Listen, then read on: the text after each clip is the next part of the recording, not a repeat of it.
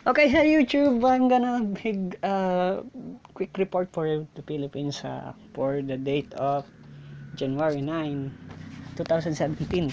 So we're gonna report on first the P2P being cancelled by the LTFRB because of the process in the papers, because they didn't want the only the internet, I mean the software. They also want the hardware, the papers, not only the online transaction of the company.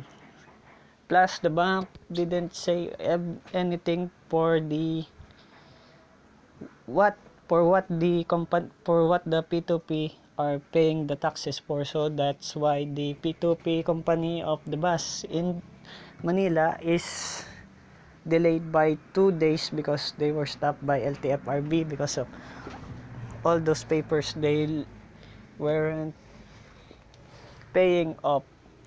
The next one is by taxi drivers. Another taxi drivers tried to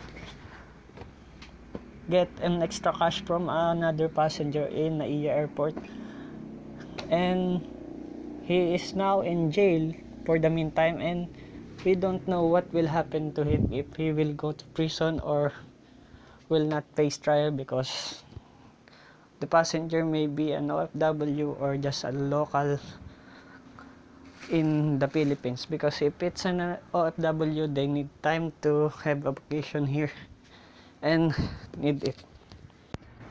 Today is the translation, the walking of the Saint Nazareth, the black one in Manila. So it is still now ongoing because of the slow processing of the walk, because there is so much.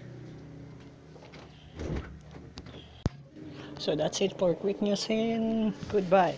Thank you very much. Stay windy with YouTube.